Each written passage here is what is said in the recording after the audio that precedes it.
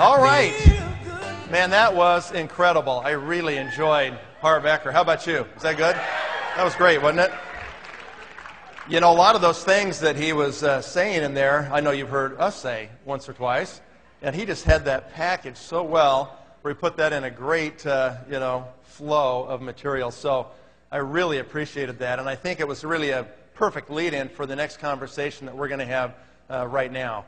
And for those of you that are here first time, brand new today, I want you to know that this might not mean as much to you as it will for those who have been here for 3 months or 6 months or a year. This presentation will mean a lot to those of you that have been here, a little bit longer. Because what you're going to see through the presentation perhaps are mistakes that you've made at certain points in your involvement in this business that you can now see what you could have done, and you won't make those mistakes again. And what will happen for those of you that have been involved for a little while is you're going to be able to dramatically accelerate your business. You really will, because it's going to give you a different glimpse and a different view of what you're capable of accomplishing. So what we're going to do is I'm going to ask you, first off, I want all the cell phones in the room off. And I've been disappointed that I've heard quite a few of those ringing yesterday and today, and I don't want to hear them. I don't want to hear them at all, okay? You're only here for a few hours, and I'm going to ask everybody in this room to pump up for 90 minutes, okay? It's going to be 5 o'clock before you're gone, and you might want to rearrange something, a ride, a flight, or something, because this is going to be really important information for you to hear. If you want to know really how to make the kind of money that people like myself make, or Russ, or Dave, or Jeff, or Lon, or Dan, if you want to know how to do that, this is really the key. This is Network Marketing 301. This isn't 101. This is 301. This is like your third year of college, all right? So you need to really listen closely, and I'm going to challenge you to stay engaged in this conversation for the next 90 minutes. And about partway through this, I'm going to bring Lon up to give you a specific example right in front of your face today of what's going on in this particular concept of driving lines and finding lockers. And I'm going to use a couple of stories to make these points as I go through this today, so I want you to listen closely to that as well. All right, I want to talk, before I get into driving lines, about our mission. There has been some said and some thoughts spoken that, okay, we're so focused on our window of opportunity now that we seem to have lost our mission. That is not true at all right? Yes, the timing is different. Yes, we have gone through critical mass. Yes, we are now in the beginning stages of momentum. Yes, we will grow the company 10 times in the next 5 or 6 years right here in the United States. All of those things are true. It's all going to happen. And the talking about that and focusing on that does not mean that we have lost our way in terms of our guiding principles, our moral foundation underneath this, that we're here to change people's lives, that this technology is going to revolutionize the whole world of nutrition. That is all going to happen. And I think it's been said best in this conference that the only way that we can truly change the world is we have to recruit millions of people. We've got to have millions of people involved in this company as distributors. We've got to have millions involved as leaders. We can't do it, you guys. There is no physical way possible for us to scan 1 billion people on this planet without literally millions of leaders. Millions and millions and millions of leaders. Our 700 blue diamonds are not going to get the job done. That is not nearly enough, not even close. And what you have to start to think about is this is different than anything that's ever happened, really, in network marketing. The biggest company is Amway at $5 billion or something. That is literally nothing compared to what this is going to accomplish. No one has ever been positioned like this. No one has ever had this kind of literally dominating technology like we have today. No one's ever had the capability or the credibility that we now possess with products and science and technology to go out there and really make this kind of a quantum leap. It's really like I told you on Thursday night about the fly buzzing against the window pane, trying to make a breakthrough, and its utter futility. It's a strategy that will kill, as the story goes, right? We have to think differently. We have to realize that we are truly in a completely different spot than anyone has ever found themselves in the entire history of this industry. That's truly where we're at. And what the lucky thing is that we all have this structure, this compensation structure that allows us to maximize that whole situation that's never occurred before. We have this way to leverage that situation to success that no one's ever seen. This will literally break all the records. It'll be bigger. It's going to redefine what size and scope are in the network marketing arena and in the nutrition arena. We're going to do them both. We have to do them both. That's what goes together here. It's not one without the other. They're all one and the same. So I hope that that's clear. Let me bring up the first picture. Look at this guy.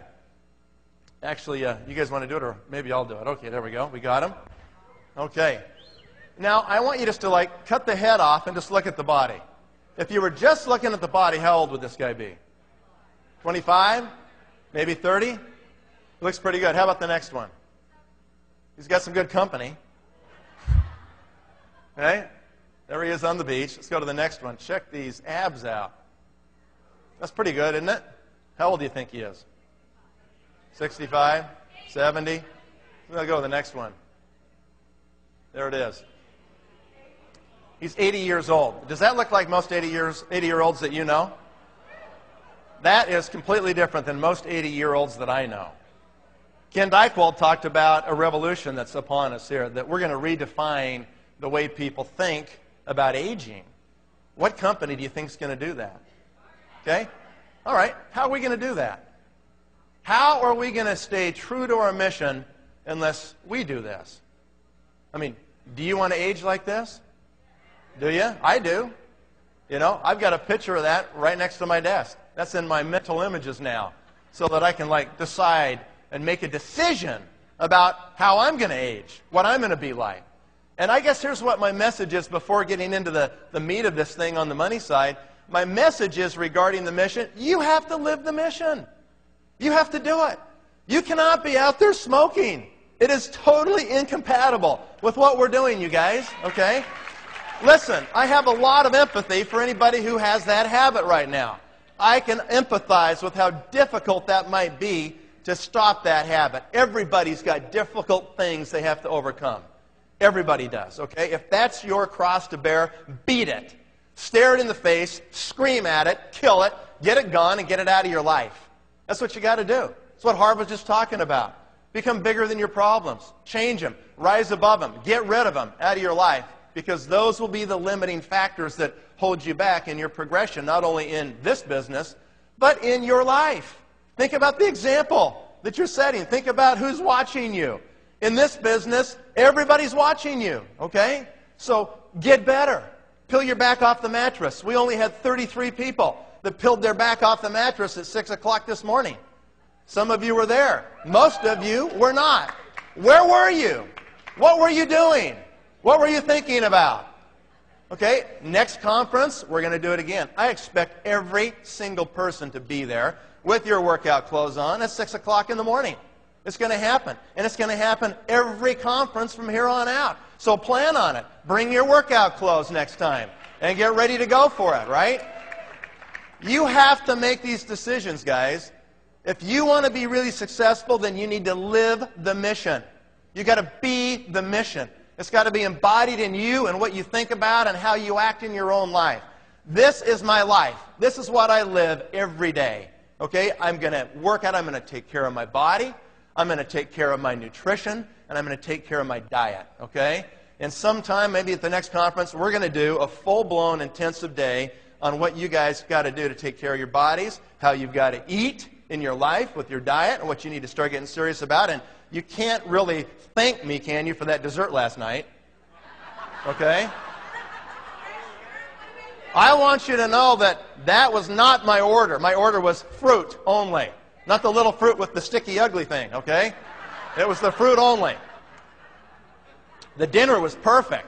The dinner was perfect. Didn't you feel good after that dinner? Your stomach felt good. Your body felt good. You had energy. Okay? We'll have the dessert fixed next time. I promise you. And we'll have the breakfast fixed. It was perfect, except for all those fat-laden, white, stupid croissants. All right? There won't be any more of that next time. I can guarantee you. All right. That is who we are as a company. We are about total wellness. And we live it, and we are the examples, and we preach it, and we do it. And that's it. Okay, let's go to the next one. Where does the money come from? And I'm just going to hit the clicker here. I guess green means forward, right? Okay, good. I want to stop right there.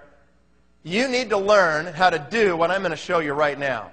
You need to take an 8.5 11 by sheet of paper, okay, and turn it sideways and be able to draw those two lines. Can everybody do that? Yes or yes? Okay? Draw those two lines. And you're going to see in a moment what that represents. These are the three parts of the compensation plan. How many times do you think I've drawn those lines on a piece of paper? Over 10,000 times. Over 10,000 times. And a lot of people said, wow, I'd be sick of doing that. That's right. Remember? Boring but rich. You remember that? Okay, that's exactly what we're talking about. You do it over and over and over again. And then when you're so sick of doing it, you do it again and again and again. And when you're so sick of drawing those lines right there that you want to barf, then you go barf and you do it again and again and again and again. That's how boring we're going to be. Okay? I stopped after I got into the 20 million circle and I just did the math. And I just figured out that it was worth $20,000 every time I drew those lines. How many times are you going to draw those lines? A lot, right? That's right. That's what you're going to do. And that's not a place you build a house. A lot. Okay, so let's go ahead and talk about this for just a moment right now. The front end of the plan is where we all started. Everybody in this room signed a distributor agreement at one point, became a distributor in the company, right? The middle part of the plan is where you become an executive. Everybody who is serious about this company must become an executive. You've got to move from distributor to executive, or moving across the screen to your right. So the next thing we're going to do is we're going to then duplicate those leaders. And what it looks like in the end is just like that with all these things. Who's got a laser pointer, actually? I probably actually need to have one of those. So if you got a good torch, grab one for me, okay? All right, so on the front end of the plan, as a distributor, you're going to make hundreds of dollars a month. Literally, that's what most people will make there, is $100, maybe $200, maybe $500 if they're really good. In the middle part of the plan, you're going to make thousands of dollars a month. In the back end of the plan, you're going to make tens of thousands, or if you're really good, hundreds of thousands of dollars a month. Now, when I first joined AT&T in one of my prior lives, what happened is that we used to get a new compensation plan. And I wasn't there very long because they really hosed us there, so I was gone pretty fast. But when I was at AT&T, what we'd do on the first day of the year when they actually came out with their new compensation plan for the sales guys at AT&T, we would literally get a conference room, go in that conference room, and one person would read it, and they would highlight any of the bonuses. We'd take big pieces of paper and pin them all over the walls, all the way around this room, and we'd write down all the bonuses and how much we had to do to get those bonuses for all the products that we had to sell. We would then stop and analyze it and say, okay, where do we get the greatest return for our effort? What's the message that AT&T is trying to send to us as their salespeople through this commission structure this year? They're sending us a signal. Which products do they want us to sell?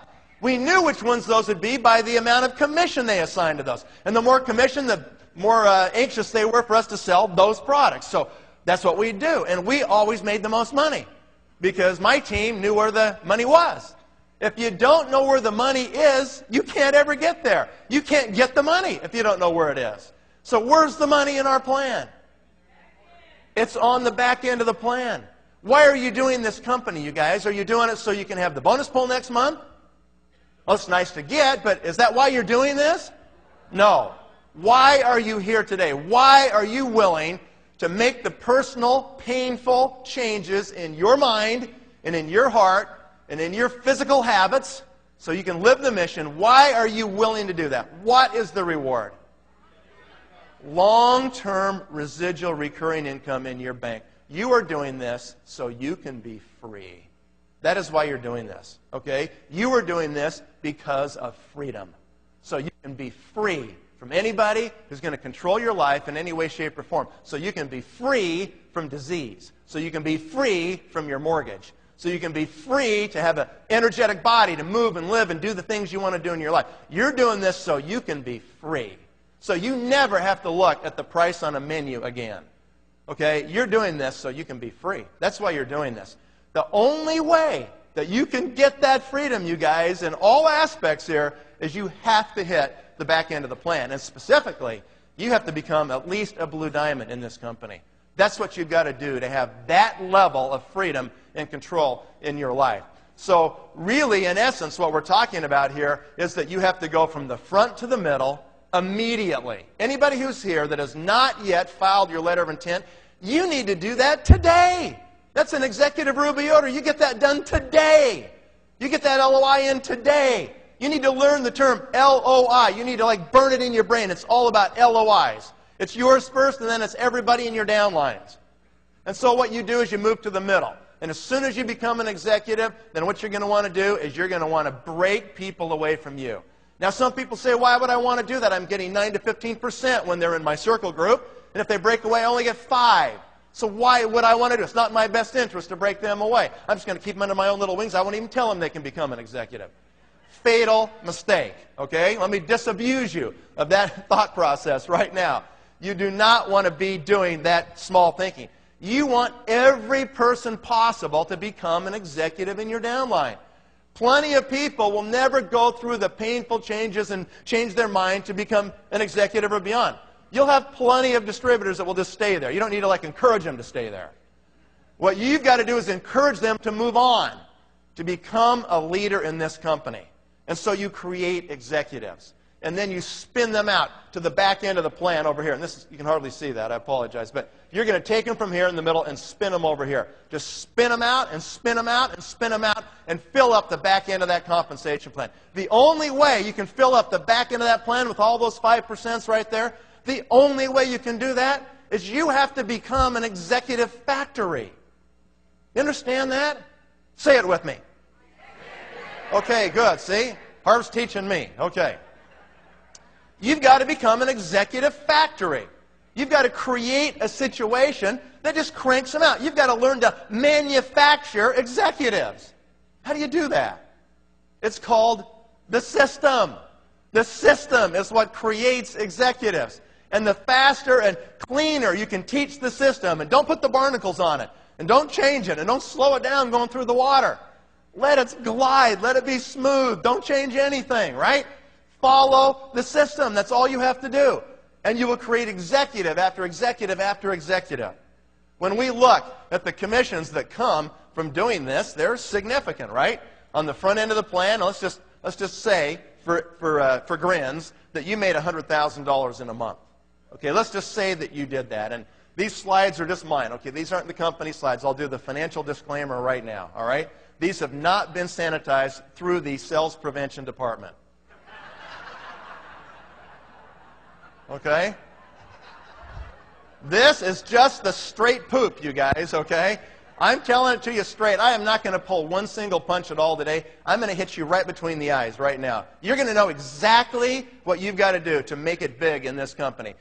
You can make a $100,000 check in this company, and if you were to do that, and you broke your check down by front, middle, and back, then you can see where the money really comes from. About $1,000, if you're in the performance bonus pool, could come from the front end of the plan.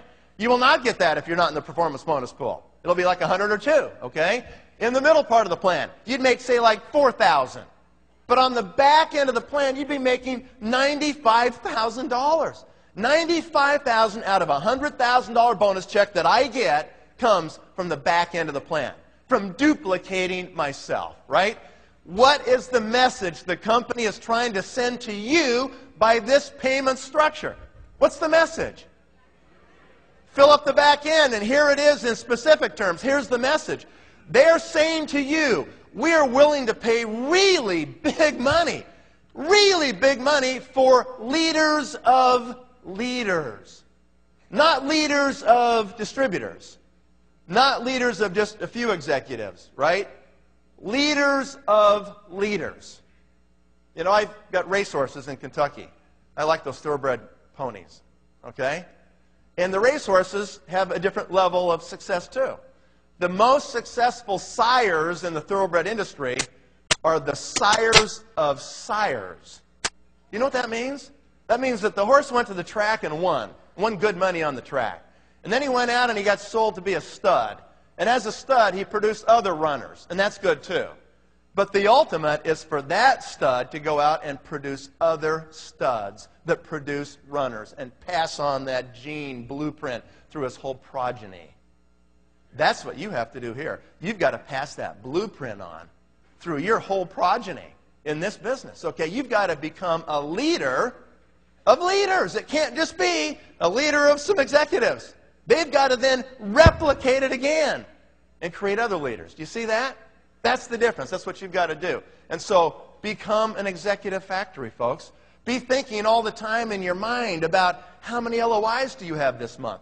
You should know that number. You ought to call your account executive every month and say, what's my total number of LOIs in my pay line? Find out. Be tracking that. Not just frontline, but I'm talking all the way down through your 6 generations. In times in my business when we've really grown and made huge impact, I think back to 1989 and 1990 when I started in the business. When we really got traction, it was 200 and 300 and 400 LOIs a month. Am I right, Dave? 200 or 300 or 400 LOIs a month was happening, guys. When you have that many people that are inserting themselves and going for leadership, and about 50% of them complete the process, you're breaking 200, 150 executives a month? If those executives are doing 3,000 a month in volume, what have you added? 500,000 in volume a month? Can you see that? It starts to get really significant. How can that happen without duplication? How can that happen without a system? The answer is, it can't. The only way, I hope you're listening to me, the only way you can actually make that happen is you've got to have a simple, duplicatable system. And you've got to follow that system. And you've got to teach that to your people. You've got to demand of them that they become leaders. You've got to give them assignments. You've got to say your goal is to, you and your 4 or 5 guys, you get 5 LOIs this month. Break it out. Parcel it out among your front line. Give them assignments every month. People need to be told exactly what to do. They've never done this before. They don't know what to do exactly. Go tell them. All right, when I started with Kenton, I said, Kenton, I want 15 people on the phone, and I want them on the phone in 3 hours. Okay? We didn't wait around. We started right now. Okay? We're not going to wait. All right, so that is what you've got to do. Now, let's just go to this next slide right here. If your goal is to be successful, then what do you have to do? I mean, it's right on the screen here. You want to really make money in this company, guys? Okay, if you really want to make money, you've got to be a Blue Diamond. You've got to do that part. That's $40,000 to $45,000 a month. That's over $500,000 a year. You've got to be a Blue Diamond, and then naturally, most Blue Diamonds will progress to Team Elite. Why not? It's kind of like right there, and you might as well go get it. So that's what happens. Let me show you how this money works on the back end of this plan. On the front level, you are going to have 12 executives, aren't you? You have to be a Blue Diamond. You're going to have 12 executives. And let's put another 3,000 up there. We can see on the second column here. 3,000 in what? Group volume. Now, the average volume worldwide for executive groups in the whole world in this company is about $4,000 a month. About 4,000 points. Okay? So I am not at even the average. I am being a little more conservative here. So we're going to say they all do 3,000. They do the bare minimum they have to do to get 5% on their groups. Okay? So let's just go with the bare minimum. They have to do 3,000. 12 groups doing 3,000 is 36,000 in total volume on your first level of breakaway executives. And you're going to get 5%, right? Where did that 5% come from? Anybody know? Where did it come from? Right here. It's that top one right there. And I don't know if you can see that or not. That top one right there is where that 5% comes from. Okay? Those of you that are brand new, just hang in there. Okay? You're going to see how this works. So that's your first level. Now, here's what happens. On your second level, you're going to eventually end up with 24 executive groups on your second generation of leaders, of executives. How does that happen? Does it happen where somebody goes out there and they always get 2 people each and then the next get 2? I can't stand these multi-level guys that go on their little presentations and stand up in front of the room and go, and 2 times 2 is 4, it's 8, it's 16, it's 32, it's 64. It never works like that. Ever. Don't ever count on that. That is not how it happens. Let me tell you exactly how this happens. One of these 12 right here at the very top, one of those 12 on your front line will want to become a blue diamond themselves. That's what will happen. 1 out of the 12 will become a blue diamond themselves. They all by themselves will get half of those 24 people on the second level.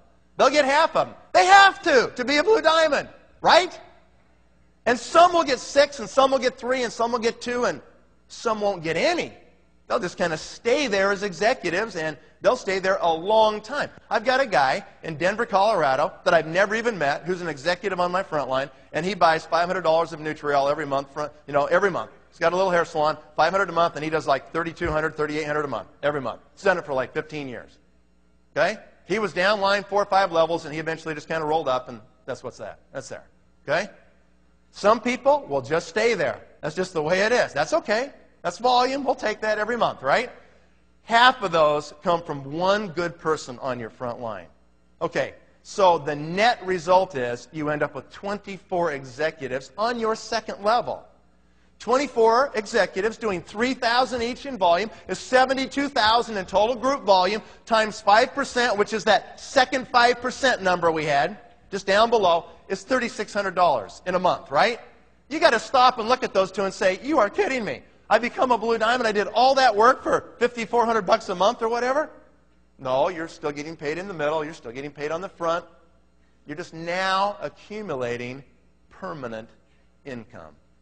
The front is temporary, the middle is temporary, the back is permanent. You want permanent income?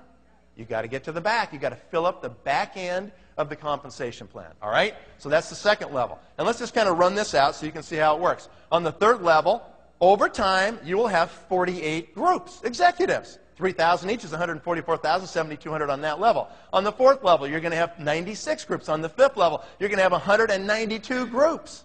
And on the sixth level alone, you're going to have 384 groups of executives. And you think to yourself, that's impossible. I don't even know 384 people, let alone executives, right? You don't have to know them. You don't know those people yet. They haven't come into your life yet. But they will. From the people you know, who know people, you're going to create those groups of people. So on your sixth level, guys, look at the volume and look at the commission. Commission is $57,600 on the sixth level alone. Notice that every succeeding level is worth as much money as all the previous levels combined. Did you notice that? The sixth level alone is worth more money than the previous 5 levels combined. That's why my sponsor, Craig Tillotson, says that a 6-level comp plan is like a license to print money. That's exactly true, right? You can literally print money with a 6-level compensation structure. Your total commission would be $113,400 a month. If you do this, that's what you get. Have people made more than that? Absolutely. I'm making more than that every month. Okay? Have people made less than that? Absolutely, right? We'll talk about that in just a second. Before that, I want to put a red line in here. Okay, what's that red line mean? This is to illustrate for everybody in this room the difference between a 3-level pay plan and a 6th-generation pay plan. There's a little company not far from here called Herbalife. And Herbalife has a 3-level breakaway compensation plan. Yes, they do have other bonuses, some infinity bonuses and things to be fair to the compensation comparison, but I want to show you the real difference here. You want to talk about not bonuses, but permanent income? You want to talk about that? Let's talk about the real stuff. Permanent income, okay? They pay 5% 3 generations deep of executives. In that compensation plan, if you built the exact same downline structure I'm showing you right here, the exact same, you would make about $13,000 a month instead of $113,000 a month. Because somebody just stops you right there and says, sorry, that's all we pay. You can't reach any of that down there. Now, some people say, well, why couldn't we get paid 7 levels or 8, you know? Well, the company's got to make a profit and stay in business, right? If people come to you and say, we pay to infinity, you go, no, you don't. Yes, we do. We pay to infinity. No, you don't. You can't pay to infinity. You will go bankrupt, right? If we paid 20 levels deep at 5%, how much is that? 100% of all the money that came in the company, how do they live? They can't. No one pays to infinity. You understand that? It's impossible. They'll be bankrupt. Okay, so now that we're straight on that, some companies like Amway pays 3 levels, but they pay 3%, 2% on the second level, and 0.5% on the third level. Is that a hose job or what? If you are going to go through the trouble to put yourself into this very challenging environment called Pharmanex and network marketing, if you're going to go through the personal growth and stare it in the face, have the courage to say, I am going to change. Because that's what it's going to take for you to change to be successful in this opportunity. If you're going to go through that much effort and that much trouble, wouldn't you want to be in a place where you can really get paid? Sure you would. And this company pays it out, you guys. Now, some people say, well, why can't we have that plan just a little bit different? Why can't we pay a little bit more in the middle? Or why can't we pay more to all those poor distributors on the front? There's not enough money to try to make all the distributors rich. And you know what? They don't deserve it yet. The fact is they've got to go through the growth and change. They've got to prove they can become a leader. And this plan has proven itself over time to be the most lucrative dynamic plan ever in the history of this industry. Period, you guys. You are in the perfect place to make this thing happen and make it happen for yourself. All right, now let's go ahead to the next slide. You might recognize some of these average incomes right here, right? You can see all the way down from gold to lapis to ruby, emerald, diamond, blue diamond, and team elite across the top. And you can see that if you're a blue diamond last year, in the United States, actually 2004 numbers, you made $528,000, right? And how much is that? About $45,000 a month. Is that worth it? You think it's worth it to be a blue diamond? Okay. Yeah, it's worth it, believe me. And it can get a lot better than that. I got a question for you. $45,000 a month as a blue diamond is a far cry from $113,400 a month that I just showed you on the previous slide. So what gives? Was I lying then or am I lying now? Neither. I'm not lying at all. Okay? How come they're so different? This is an important question for everybody in this room. We publish the numbers. Okay, somebody just said the back end is not full yet. That's true. How long does it take to fully mature a sixth-generation breakaway compensation plan? Is it a lot of work to fully mature it? How long does it take for you to find all your 12? And then for them to dive in and find their 4, 5, 12, 6, 8, whatever it is, or none. Or have those third-level people find their people, and the fourth find theirs, and the fifth find theirs, and the sixth find theirs. How long does it take to fully mature a six-level compensation plan?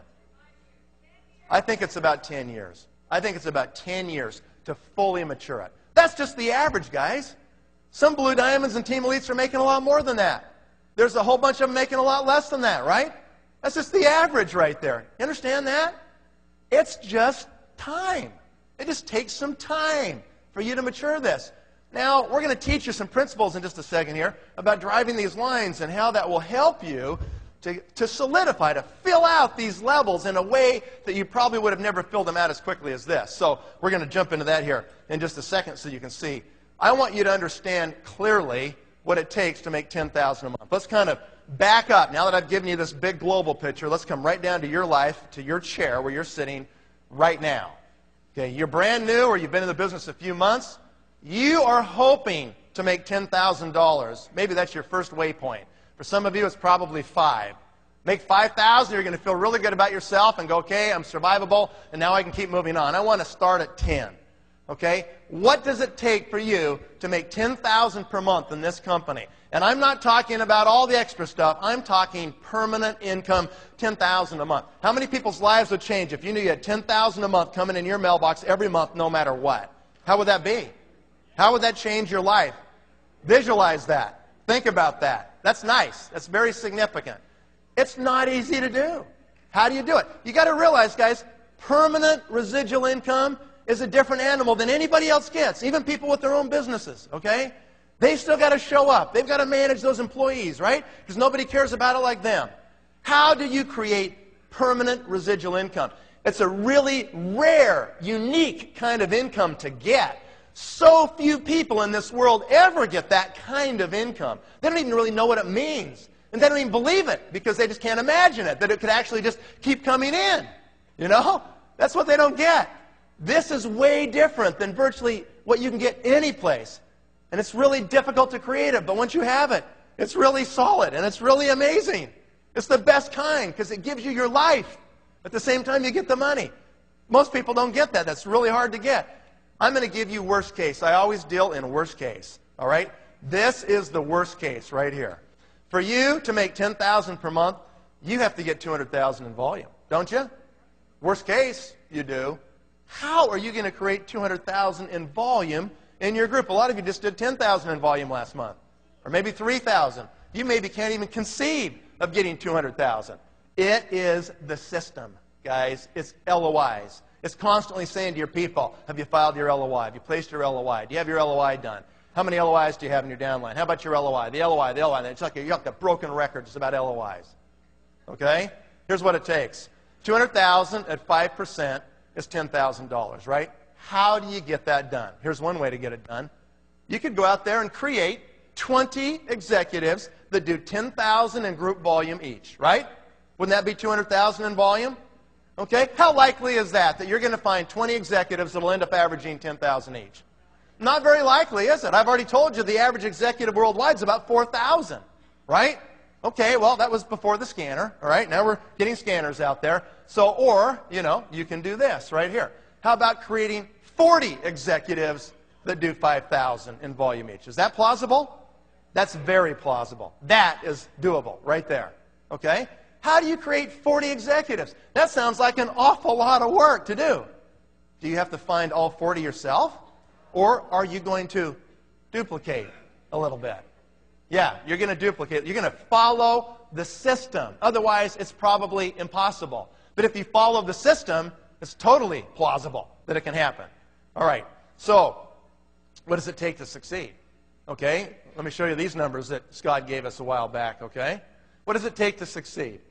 On average, a person who signs up today takes 3 years to land at Blue Diamond status. Okay, people say all the time, and I know they've said it to every leader in this room, what am I looking for? Who's my profile? Tell me what they all look like. Are they all 38-year-old females and they got a college degree and then they became Blue Diamonds? What is it? Okay, the answer is there is no profile. They come from every different walk of life. And so what you have to do is you have to go out there and just find motivated people, right? Do you understand the difference between trying to motivate people and finding motivated people? Those sound pretty close, but they're radically different. You are not here to motivate people. You're here to find those people that are already motivated, that have that fire burning so bad inside of them that they just it's gnawing at them to be successful in life. That's who you're looking for, and all of a sudden you match them up with this vehicle, right? And they commit, and they make the changes, and they become Blue Diamonds. It takes 3 years on average for the average Blue Diamond. We can look in our computers, and we can see that from the day they signed up to the day they landed there took 3 years. How many people do they have to sponsor? This is pretty interesting, isn't it? Okay? On average, the average Blue Diamond sponsors 151 distributors personally on their front line. 151! That's incredible, isn't it? How many weeks are in a year? That's on the screen. How many? 52. How many weeks in 3 years? It's on the screen, okay? There's 156 weeks in 3 years. So on average, the average Blue Diamond sponsored about one person a week, every week, for approximately 3 years. Are you willing to do that? Do you know why people don't make Blue Diamond status? Because they won't do that. Is it worth it to talk to enough people that you can sponsor a person a week and do that for the next 3 years? Is it worth it to do that for the next 3 years and then maybe 5 years, once you're there, to solidify it and build it bigger, to average $45,000 a month? What else are you going to do in the next 5 years that you could have $45,000 a month of permanent residual income? Seriously. Tell me what it is, you guys. It's not real estate. Believe me, I did that one too. Doesn't work like that. You go close a deal, you're unemployed till the next closing. You try to close another one, you close it, and you get some money, and you're unemployed till the next one. Constant process of being unemployed till the next one. If you ever stop, it's over. Permanent residual income is really unique. Very difficult to find a vehicle that can even give that to you. And you're sitting in it. You're right here. I hope this is not lost on you. I hope you understand what it takes. So, just to summarize on the slide, That's it. How do you do that? Eric said it this morning. Talk to 3 new people every day. Do the 3-foot rule. Anybody who clips your fingertips, you're talking to them. All right? Walk and talk, smile and dial. That's all you got to do, right? Just keep talking to people. Like Russ said, when the phone's off the hook, you're in business, right? I say if your mouth's closed, you're out of business. Your business is closed. Your mouth's open, it's going like this. Your business is open. We're paid to talk to people. We are paid to recruit. You should spend 90% of your time in the first several years recruiting. And don't worry about the ones who leave because you can't make it the right time for them. Most of the reasons people quit our company have nothing to do with our company. Did you hear me? Most of the reasons people drop out of our business have absolutely zero to do with our business. So don't take that personal. Don't worry about that. You're looking for motivated people. You're looking for people that it's the right time in their life. Something has changed in their life. And all of a sudden, they're ready. They're sick and tired of being sick and tired. It's gnawing in their gut. They're looking, they're open, and they want it, and they're going to do it. All right, so what's a power line? Anybody know what a power line is? This is not one of those big lines on that tower suspended behind your house. Okay? There's a different kind of power line. What is a power line? Okay? A power line is this. Here's the definition right here. It's one leg of your business that runs to over 10 levels deep of executives, ultimately with blue diamond on top of blue diamond on top of blue diamond all the way down that line. That is a power line. If you can learn how to develop power lines, you can get really rich in this company. This is a technique, and it's a technique that dovetails, it kind of interacts with 2 really key parts of our compensation plan. And these key parts are ingenious. On the surface, most people look at it and say, that seems a little tough. These are the 2 key components that really move people, that really motivate them. And you need to understand them. And most of you have never understood this part. And you've got to listen close and you've got to write down these notes today as we go through this. Let me tell you what's happened to me with these power lines. Okay? What's a power line worth? 1 power line. I had a lot of people come to me last night and said, you know, what does it take to really be successful? How many people are you talking about? 1. All you need is 1 really great person. That's all you need. You know, what if you would have sponsored Dan McCormick? Would you like to do that? What if you would have sponsored Lon Wardrop? What if you would have sponsored Peter and Carew Bannister? Okay? I mean, just for example's sake, there's a whole bunch in the room we could say that about, right? It just takes 1 really good person, you guys. You want to know the reality of it? Let me give you the straight facts here. The reality is most team elites and blue diamonds in this company have 1 power line. They've got 1 line that just took off and has made them their money, made them millions of dollars. That's the truth of it. If they have 2 power lines, they're really lucky. And you know why that is? Because most blue diamonds had no prior network marketing experience. They didn't know what to do, and they weren't that great at recruiting or presenting in the beginning. And what they did is they just slammed them against the wall. 1 a week. Wham! Will he stick? Boom! Went to the floor. Grab the next one. Wham! Will he stick? Boom! That guy went to the floor. Next one. Wham! Will he stick? Boom! He went. Oh. Next one. Wham! Oh, that guy's stuck. What do you know? That guy's scrambling up the wall. He's fighting, you know? And so it's just sheer numbers, isn't it? Sure it is. It's will they stick or not. And so they just plow through the numbers. They're really good recruiters. And maybe that's the best thing we can say to everybody here is just look at the numbers. Maybe that's what it's going to take for you. Now, honestly, for me, I didn't really do it like that. I had been in 2 companies before this one. I was kind of really prepared. I kind of knew what I needed to do. I didn't have to go through that previous 4 years of learning curve that you have to go through if this is your first experience. I spent 4 years, 2 in one company and 2 in another, learning this business. Okay? That's why I could go so fast in this one, guys. You know how lucky you are that you found the one right off the bat? My first one went bankrupt. My second one went bankrupt. That's not very fun, right? No, that really stinks. You don't want to do that. It's like a meat grinder. Bring all your friends in. Hey, all you guys, this is great. Come on in here. Ready to grind them up. Oh, man, your leg came off. Your head's over there. That's too bad.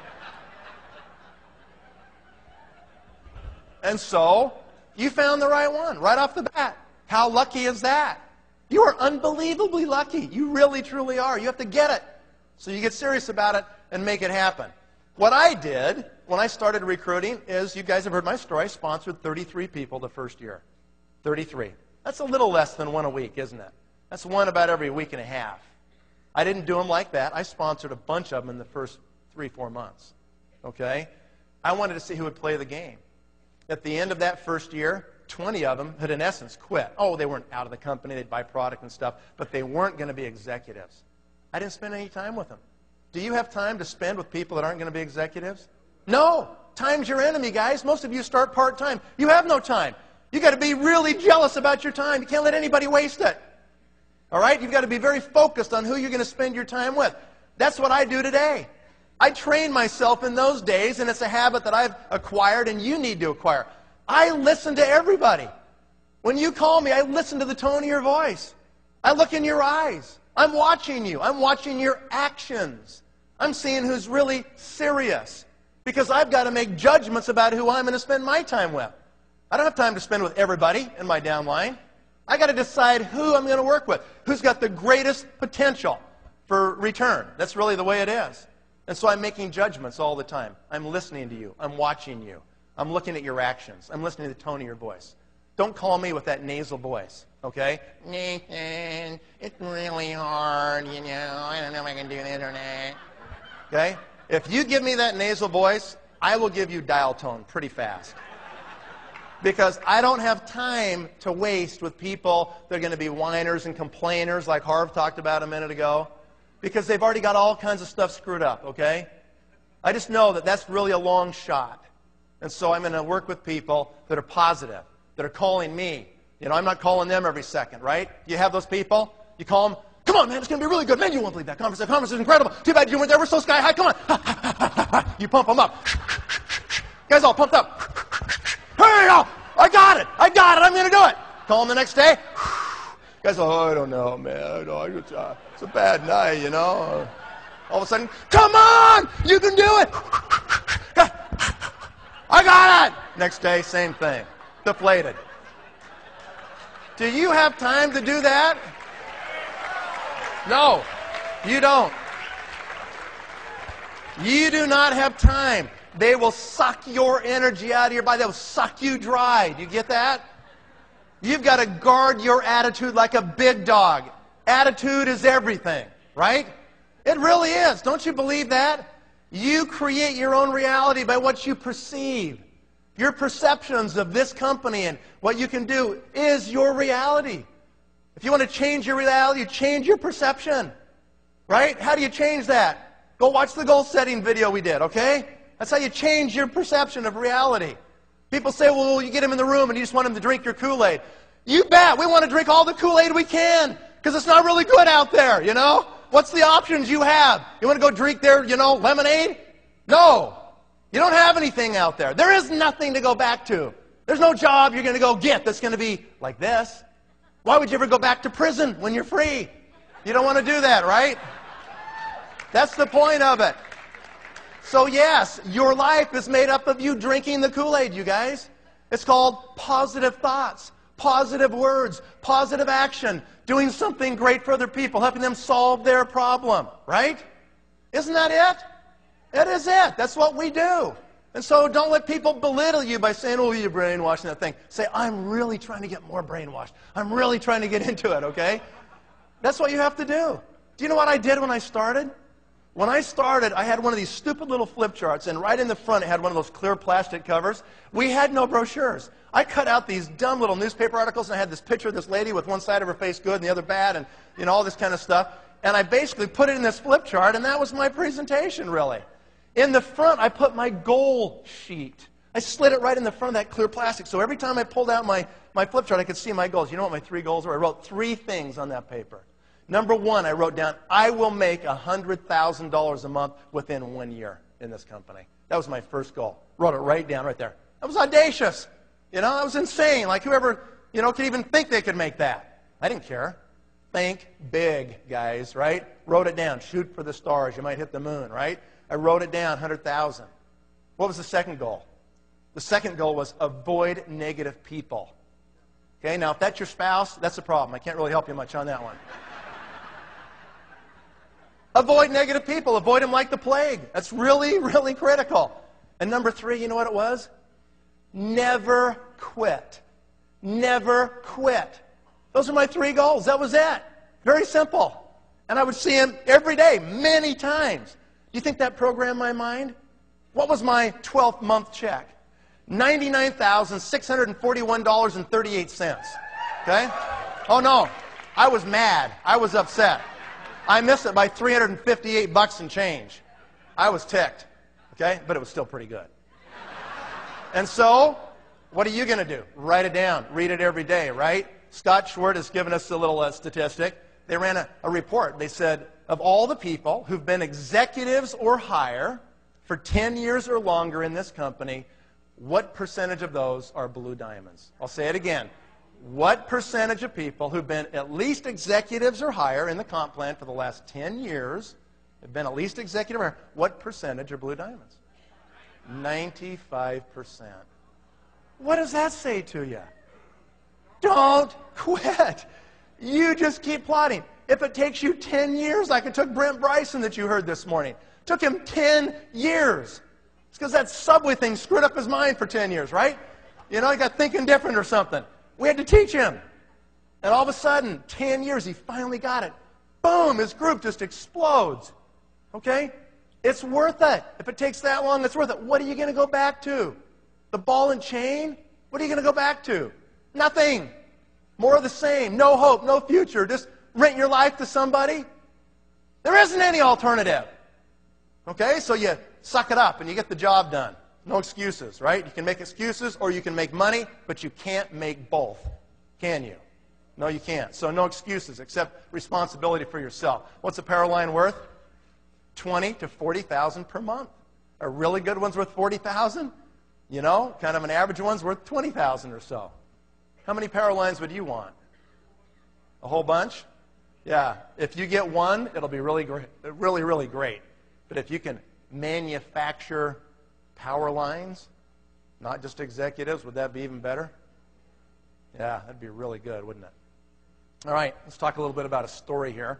There's a couple of people in this room that are part of this story, so I'll hear their names in a moment. They'll listen up here. I want to tell you how I started, because inside of this story, it's instructive. It covers everything, from startup to the end, and what you've got to do. And I want you to listen. I want you to take notes. Are you guys awake? Are you guys with me? Okay. Okay, good. All right, let's start off and talk about how we did this. Right as I was sponsored, literally within a couple of days, and in fact, even the same day, I said, okay, I'm in. Let's go. My sponsor said, all right, let's start calling people. And we started calling people. My friends, people I knew, some people we knew in common because we're kind of family members and so forth, we just started recruiting. Instantly. There was no 48-hour training. You know what it was? On-the-job training. It was me watching him give the pitch, and I'm listening, I'm watching, I'm learning. And I'm hearing how he answers the objections, right? You got to do that, you guys. It won't be perfect. You don't have to be perfect. But you've got to be in the trenches with your people. If you're not in the trenches, you're not making it happen. We went and tried to recruit a guy named Mark Harrelson that had a big old real estate program, sold books, did big seminars like Harvard and that kind of stuff. We went to talk to this guy, and we said, hey, you know what? We've got a great thing. This company's going to go from small to big, and you need to be part of this. And he said, you know what? I've got a great business. I'm really too busy for it, so I'm not going to do your business, and thank you for coming. And on the way out, I said to him, you know, you've got to know somebody who is, you know, tired of what they're doing, does not like what they're about, and they just are looking for a change. And he said, you know, he thought, and he said, you know, he goes, I will give you one name. He said, there's a guy that came to one of our seminars, and he said he lives down in Florida, and his name is Richmond Flowers. I had never heard of this name in my life, okay? Well, apparently he ended up being kind of a famous guy. I didn't know any of this.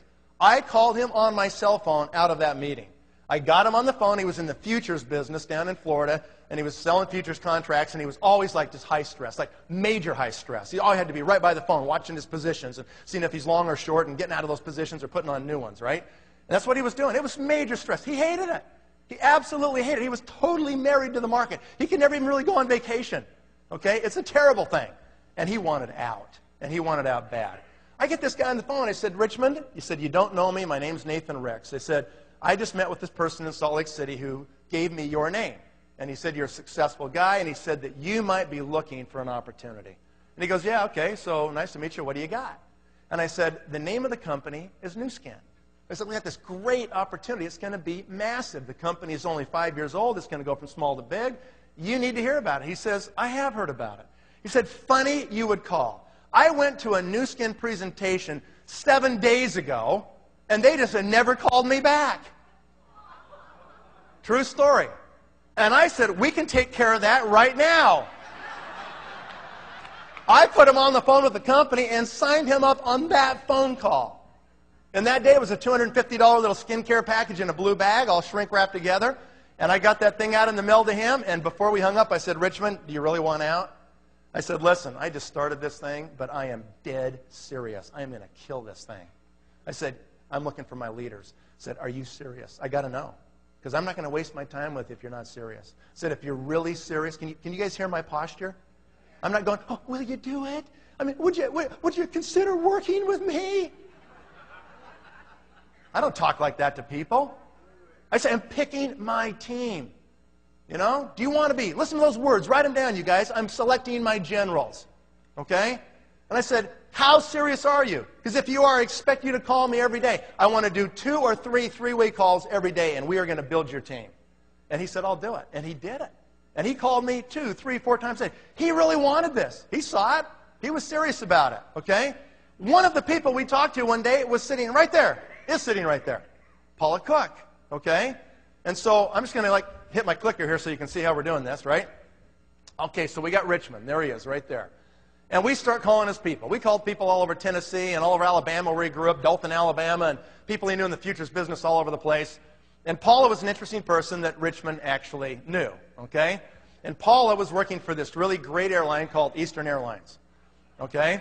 And I'm not sure how the whole story went. My memory's a little vague, but the reality is, the long and short of it was that Paula wasn't so intrigued in the beginning. You know, I've got this great company. They'll never go out of business. They're just awesome, you know?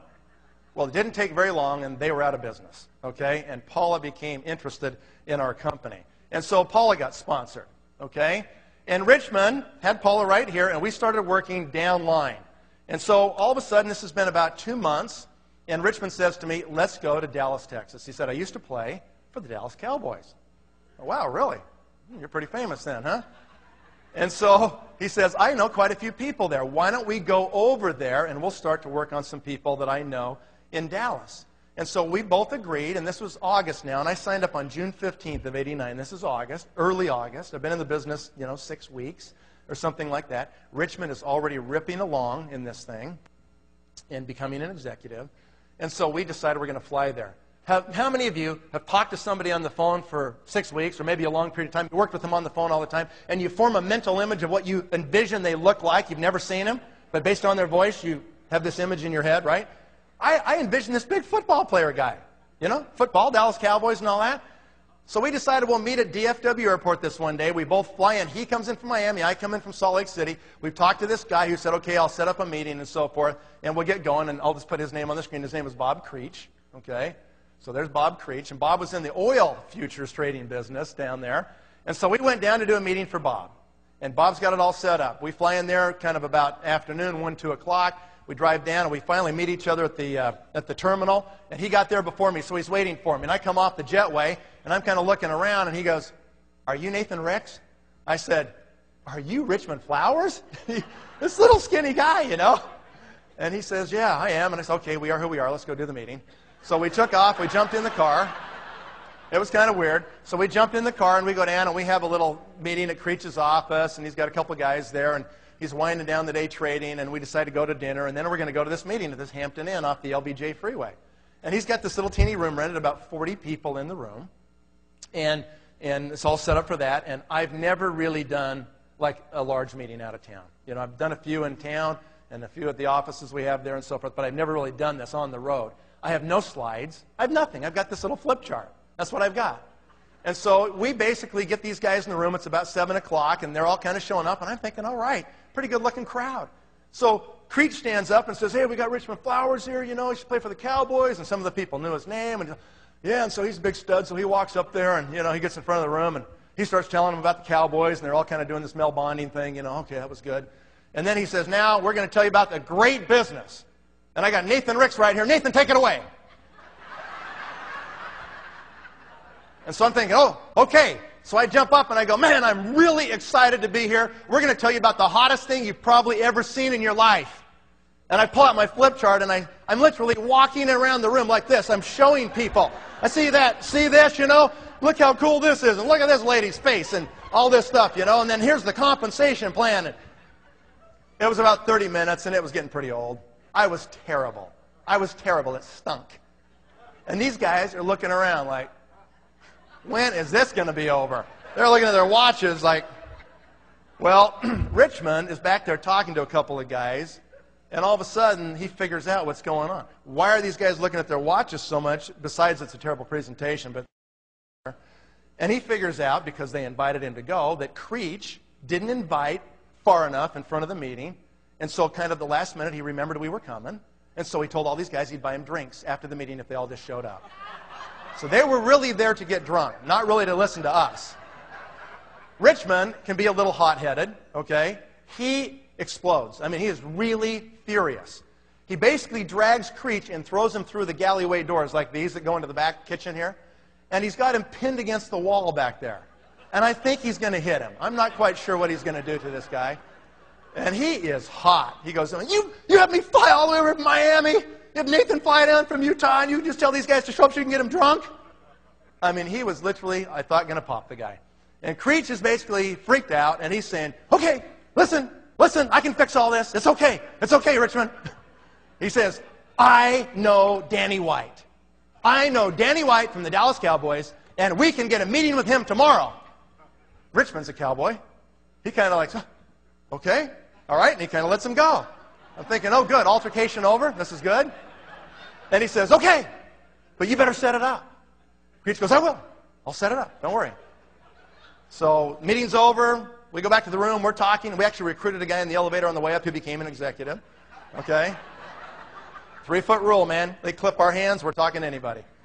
And so we have this conversation that night. We go to bed. Sure enough, about 8:30 or so, my phone rings. Richmond goes, okay, we got it. It's all set up. Creech will be here in a half hour. Be ready to go. We're going to go see Danny White. I'm like, I've seen him on TV, you know? This guy's all pro. This is a big deal. I'm really pumped. I played a little football in my day, so I'm really excited about this. I can't quite believe it's happening. And so we get in the car, and we drive about an hour. His office is in McKinney, Texas, about an hour outside of Dallas, right? So we're driving way up there. We get to his office, it's 10 o'clock meeting, and we walk in, and, you know, there's like trophies everywhere. There's Dallas Cowboys stuff everywhere. I am like really juiced. I'm thinking, this is great. They finally let us in his office. The whole wall is a mural of him, you know, throwing the ball. I mean, it's like huge. More trophies, everything. And he goes, how you doing? I'm Danny White, you know. I'm just like, I'm starstruck. I can't even believe it. And he and Richmond kind of do the cowboy thing, and they're kind of like, yeah, I played here. I did that. They're doing that Mel Bonding thing, you know. I'm just kind of sitting back there like this, watching this. Oh, man, this is really cool. And so finally they sit us down around this table, and there's 4 places right there. Creech, Richmond, myself, and Danny White from the Dallas Cowboys. And Richmond finally says, you know, we've got this incredible, incredible thing. Nathan, take it away. Like that. And I go, okay. I grab my flip chart, you know. I pull the thing out. I don't know what to do, right? And I go, this is so good, Danny. I'm going to really appreciate your time. Believe me, you are going to love this, okay? And I start going through it, you know, and I finally get to the product, and I go, we actually have some, you know. And I reach down on my briefcase, and I pull out a jar of Nu Skin product, and I slap that jar on the table. Literally, his eyes went just like this. Like that. He says, is this Nu Skin? Is this Nu Skin? Is that what this is all about? And I'm very enthusiastic. I said, yeah, it is. He goes, I don't believe this. He said, I've been using this product for 2 years. Kind of like he didn't want anybody to know, you know? I've been using this for 2 years. This neighbor lady down the street sells it to my wife. I've been taking it, putting it on, you know? I can't believe it. I'm like, you got to be kidding me. No way. You know, that's incredible luck, right? And I said, well, he goes, I never knew there was a business with this. And I said, yeah, there is, you know. He goes, well, yeah, I probably would be interested. I said, we can take care of that right now. We signed him up right there in the room, okay? I was so excited. I walk out of his office, I feel like I'm walking 3 feet off the ground. I don't even need an airplane to go home. I'm just like, I can't even believe it. I said, I called my wife as soon as we got in the rental car. We're driving back to the airport. I said, honey, you won't believe it. You won't believe it. She goes, what? Calm down. What? I said, we just signed up Danny White. Who's that?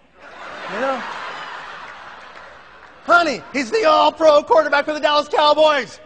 I said, we're going to own Texas. This will be incredible. Right before we left, I said, now, Danny, listen.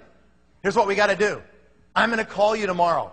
All you got to do is put like 2 people a day on the phone with me. I'm going to call you, and you just put them on the phone, and you just listen, and I'll talk to them, just like we did with you. We're going to sign them up. He goes, okay, I can do that. He's got a game coming up Sunday, And I'm like, okay, we're going to do this. And he is agreeable. He's kind of like, all right, I'll try to do this. I called him the next day. Sure enough, I got right through. He puts me on to this guy named Buck somebody. I forget his last name now. And we talked to this guy. He's an insurance agent. And he goes, I'm in. Danny, if you're doing it, I'm in. Then he goes, you got to be part of my new team. N-U, new team. Ha ha. Right? He goes, all right, good. And so we did it. Signed him up. The next day comes. I called Danny, can't get through. Next day, can't get through. Next day, Saturday. Next day, again, Monday, can't get through.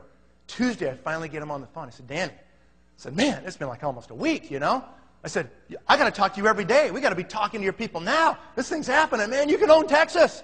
Let's go. And he says, well, I had a game and everything, I'm a little bit busy, And I can kind of sense that he's just put off a little bit because I'm being a little aggressive. And I finally just said, you know what? I said, let me do this. Let me come down a week from Thursday. I'll come down there. You just get like 10 or 15 people in your office. Instead of me bugging you every day, we'll just do it like that. I'll come down periodically. We'll just get you started. We'll get some people going, right? And he goes, okay, we'll do that. So a few days goes by, I call him, and I called him back on the Tuesday before. And I said, I'm coming down, right? You got your people. He goes, yeah, talk to a few people. Don't worry. I'll have people here, and, I'm looking forward to seeing you again. And, all right, great. We'll see you then. He's been a little hard to get a hold of. He's a little flaky, right? So I'm hedging my bets. I can't afford any of this stuff. I'm just barely started, but, he's the Dallas Cowboy quarterback, right? So I think I better go. So I set up a meeting in Fort Worth, a luncheon, before his 5 o'clock evening meeting at his office. I fly in on Thursday. I get the rental car. I go to the luncheon. It's awesome. We have like 30 people there. We sign up virtually every guest, almost every one of them. We're back there signing people up. It takes till about 3 o'clock before we're all done. I say goodbye. I jump in my car, down the LBJ, up to McKinney. I'm on the way. I'm on the LBJ. I call him on my phone. Said, Danny, I just left the luncheon, man. It went great. Incredible. I'm going to be there in about an hour. And he goes, Nathan? He goes, shoot. Is it Thursday? I said, yeah, it's Thursday, Danny. Remember? We talked like 2 days ago, right? He goes, Nate. He goes, really? He goes, I don't have anybody coming. He goes, He goes, I've blown it, man. He goes, I'm sorry, but you don't even need to drive up here because nobody's going to be here, I mean, I'm really ticked, I'm thinking, what do you mean you forgot? How could you forget about this? I just talked to you 2 days ago. He goes, I know, but he goes, I am kind of busy too, I said, Danny, this is really bad. I said, I just started in this deal, man. I don't got this kind of time to waste this kind of money. I can't even afford these plane tickets. I'm doing this for you. We can get this thing going for you, So when you're done playing football, you'll have something, man. I'm talking to him like this because I get it. I believe it, right? And he finally says, this isn't right. You're right. This is an injustice. And he said, let me make this right. He said, why don't you fly to Phoenix on Saturday? He goes, I'll introduce you to my whole family. I came from Phoenix. That's where I grew up in Mesa. I'll put my whole family in front. I'm going to be over there on Saturday. What would you do? I'm sitting there thinking, right. Yeah, it's Thursday. Let me just get back on that plane. I'll go home, buy a short-term ticket for full price, which I can't even afford, and I'll just fly right back down to Phoenix so you can do this again, right? Then I thought, no, he is the all-pro quarterback for the Dallas Cowboys. I took a really deep breath. Okay, Danny. I'll do that. I will be there, but don't forget. Said I won't. Said goodbye. On the way to the airport, call my wife and say, honey, you need to come pick me up a couple hours earlier than we thought. She goes, well, how did it go? I said, well, man, the luncheon was incredible. We signed up everybody. It was awesome. She goes, no. That football guy. How did it go with that football guy? I said, he forgot. She says, you are kidding. He forgot? No way. I said, but it's okay, honey, because I'm going to fly to Phoenix on Saturday. He's going to put me in front of his whole family. We're going to get them all. My wife says, are you crazy? You know, forget this guy. We don't have that kind of money to be messing around. Don't you get it? He's not going to do it. I said, honey, it's hard enough, please. Just a little moral support, okay? Just a little bit. Friday, and Scott Schwertel will remember this. Friday, I drive down to Provo from Salt Lake, and I go to the old warehouse that's in the cow pasture next to the railroad tracks by the freeway. Remember that one? Had the garage door that went up, okay? And I load up. I'm loaded for bear. I say to myself, I am going to make this trip pay for itself. I buy 3 skincare kits and 1 hair fitness kit, and I got my blue bags with the product stuffed in them, and I am loaded for bear. I'm going to get this thing, right? I buy this really expensive ticket, and I get on the airplane. I fly to Arizona. I've never been there in my life. I fly to Phoenix, get a rental car. I get the map. I find out where Mesa is. I drive out to Mesa. I'm supposed to be there at noon. All the family's going to be there at noon, right? I get out there, and I drive down this street in front of the house where I'm supposed to be, I think. It's about 1:45, and there's not 1 car on the street. Nothing. I think, this can't be right, you know, so I go around the block, drive around again, come back, you know, it's about 5:02 now, and I'm looking, I'm thinking, well, no cars, but this surely has to be the house. I decide to gather up my briefcase, I got my 4 blue bags, I got all this stuff, I haul this stuff up, and I set it down, ring the doorbell, ding dong, and it took about, you know, half a minute, and this lady, this older lady, opens the door, got an apron on and everything, and I said, hello, I said, is Danny White here? She said, no, he's not here. He's not here? She goes, no, he's coming. She said, now, he said somebody would be showing up here today that I should expect. She said, let me see. You must be the new skin man. What did I expect? I've got all these bags around me and stuff. I said, no, I'm the Avon lady. Can I come in, please? She invites me in. I've got all this stuff, you know, and I walk over into the parlor. It's kind of an older house. And I'm sitting in the parlor, and back behind the wall, there's the kitchen. Back in here, and I can see the kitchen table here from the parlor, you know. And I'm sitting on the couch, and she's kind of cooking up this storm. This huge meal is going on in here. I find out that everybody's coming for lunch. They have really no idea there's a meeting. This is taking on shades of an Amway presentation already, right? And so all of a sudden, I'm just sitting there, and I'm waiting, and I'm thinking, you know, a couple minutes goes by, she's making small talk, trying to make me comfortable, and I'm talking to her and so forth, and all of a sudden, the back door, over here, they've got this carport that's been converted to a family room. The back door of that carport goes wham, and I can hear it hit the wall, and all these little kids come running, screaming, and I see them pass right in front of me. Grandma! They're climbing on Grandma, you know, they're really happy to see her. Here come the beat-down parents walking behind, their hands dragging on the floor, like this. As soon as the parents come through where they can see me, they kind of see me out of the corner of their eye, and they look over, and they say to her, who's that? And she goes, oh, that's the new skin man. Don't worry about him. He's just sitting over there. How you doing? New skin man. Good to see you.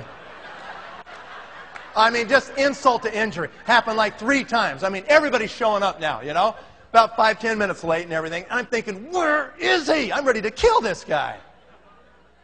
Finally, he shows up, and they're like, oh, Danny, oh, the big stud's here. And he's, hey, how y'all doing? You know, shaking hands and everything. Oh, it's a great pass last week. Yeah, I know, it was good, yeah.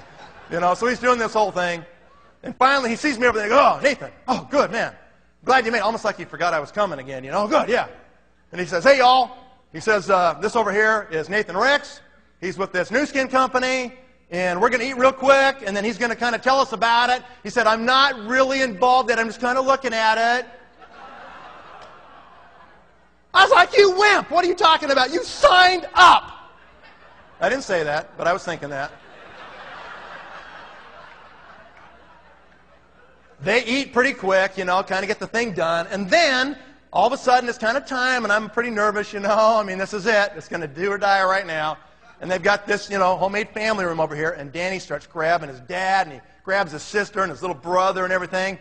And I notice there's this guy the whole time who's been sitting off in the corner over here. It's like he's antisocial. Everybody else is there doing their thing, and he's just kind of sitting over there by himself eating and not even really interacting with anybody. He's got a whole bunch of kids in there, and his wife's in there, but he's just a loner. And I look over there, and I'm thinking, man, what is wrong with that guy? You know, I'm kind of watching him a few minutes. And finally, Danny goes over and grabs him. You know, I found out later this guy was a contractor out there in the Arizona sun for 20 years. I mean, you know, his face is just beat to death. I mean, talk about hammered skin and everything, you know. And he's sitting over there angry, you know. And so Danny just kind of grabs him. He's got this great big huge arm. Goes, come here, Scott, just come in here. And he just grabs him, just kind of sweeps him into the room with this big old arm.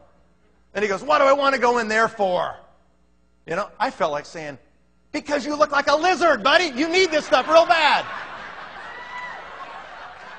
I didn't say it. I didn't say it. They sweep him into the room. He comes over there, and they've got this sectional couch, all right? So just picture this. Here's a sectional couch like this, and there's a single chair over here. Guess who sat in that? The angry guy, right? So I've got Danny's father, Wilford, right here. I've got Danny's brother right here. I've got Danny and Danny's sister and the angry guy. Okay? I'm over here next to the TV, and I'm in a chair, and I pull out my flip chart, and I say, you know what? You guys are going to love this. This is the hottest thing you've ever seen. Boom, boom, boom. I'm going through my things, you know. It's like 15 minutes. It is hotter than stink in this room. This is like this little carport where they closed in the old garage doors. It's kind of a homemade family room, and it's got homemade air conditioning. And it's the last week of August of 1989. It's Phoenix, Arizona. It is hot. I'm sweating, okay? You know, I look up. I kind of come up for air to survey my crowd and see how I'm doing. You know, see how excited they are, right? And I look over at Danny's father. He's sitting on the couch just like this. He is out cold. He is totally gone. I probably looked up because he was snoring, making these sounds like that. I'm going around. I look at Danny's sister, and I come over to Danny. Danny's over there going. He's bobbing for apples, you know. Doing that. It's so painful. I just want to have him lay down. I'm not here. Just lay down. I know. You can just go to sleep right here. And then I look over at the angry guy. Literally shocked me. I look over. As soon as my eyes made eye contact, it was like that. This guy has laser eyes. I mean, who knows what was said? Who knows what happened? But I looked at him, and he had these laser beams just burning holes in me. It's like this. Looking at you, you know? Just, I mean, I'm serious. I looked up, and I was like that. I thought, oh, no. Not only is he angry, he's a psycho. The guy's a psycho. I think this isn't going so good, you know? I probably ought to wrap this up right now. I've got these 4 blue bags right there. So I put the flip chart together. I put it down. I said, well, this is the greatest thing, isn't it? I said, I know you all are going to want to be in. I've only got 4 kids. Who's first?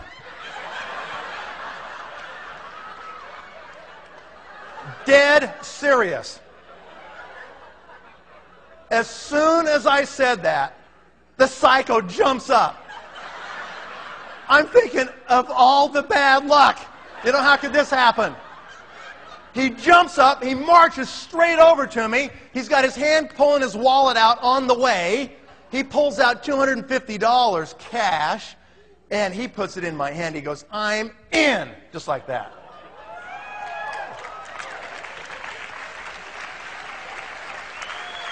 And I'm thinking to myself, you know what? Okay, this is looking a little better. Even if he is a psycho, this is okay, right? As soon, literally within seconds of that cash landing on my hand, the father-in-law comes out of a deep sleep. He goes, you what? And he literally stands up, his arm goes, wham! And it grabs the money. True story. Here's my hand, there's the cash, here's the psycho's hand, and now there's this great big fat paw sitting on top. And the fat paw is literally shaking. It's going like this. And I'm like, wow. You know, I've heard about domestic violence, but I've never seen it before. And it's just going like this, you know. I mean, he is all steamed up.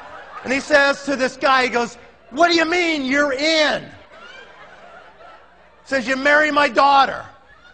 You get her pregnant 5 times. You've been unemployed for 9 months. And you're going to give your last $250 to this guy for some skincare deal over my dead body. Like that. Whoa. This was very intense. No one in the room is sleeping. Everybody's on the edge of the couch. This must happen a lot in this family or something, you know? It's kind of like the game's on. Let's see who's going to win. And all of a sudden, the psycho takes his eyes, those laser eyes, and he turns them on the father-in-law. He just goes, just drills him. And he goes, hey, I don't know about you, but I'm in. Whoa. Everybody's watching. The father-in-law is sitting there going, wow, that was a good comeback from the son-in-law. What am I going to say? They're all looking at me. And he's looking around, and you can see he wants to say something. You can see his eyes are kind of going, his mind's moving, his mind's going around. His eyes are going like this, and his mouth's kind of trying to mouth like that. Everybody in the room's like, spit it out. Come on, spit it out. Finally, he says, okay. Okay. If you're in, then you're in underneath me.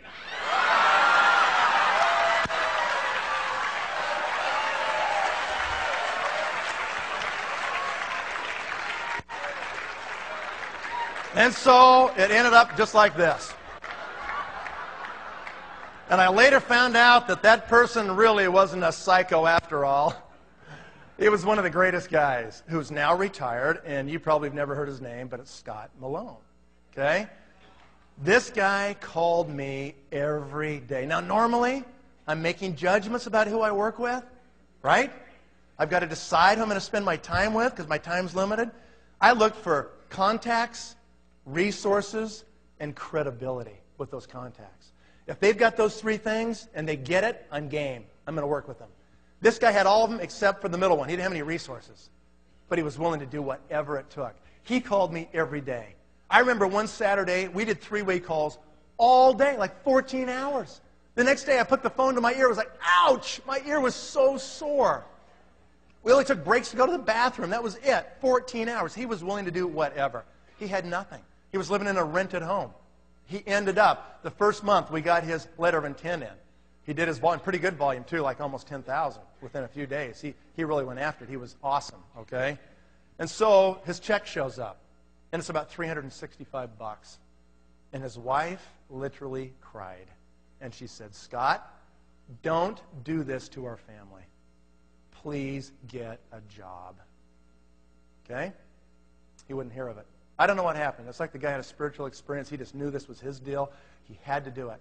He sells his family piano the next week. Couldn't even pay his phone bills. Okay? And so he keeps going. He's got 2 cars. He sells one of them. They're just junk trap cars, you know. He'd park the car 3 blocks away from his appointment so nobody'd see his car, and he'd walk to the appointment. Okay? Second month.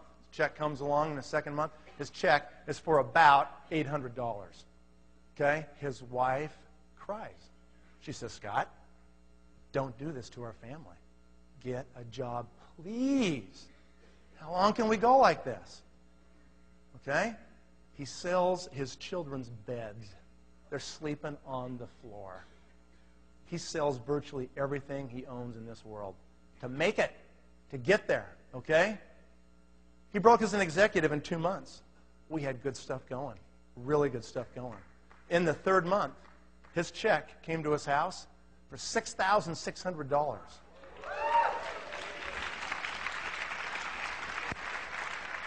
His wife says, man, I love this business.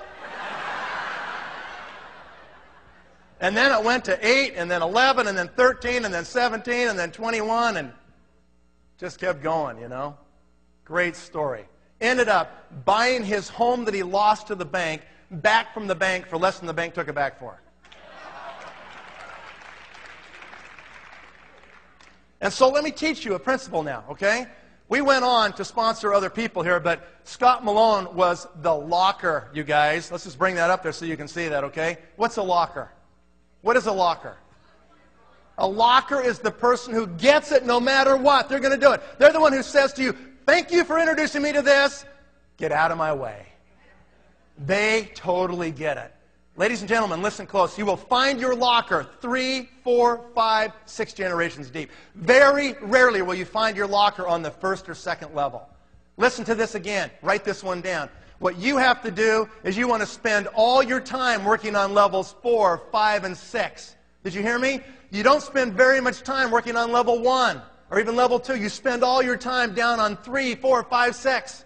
You spend it in your downline. Because the level you spend your time on will multiply your results of the volume in your downline. In fact, for example, if I spend my time on my 5th or 6th level down here with Scott Malone, I'm going to multiply my volume by the number of the level I find my locker on.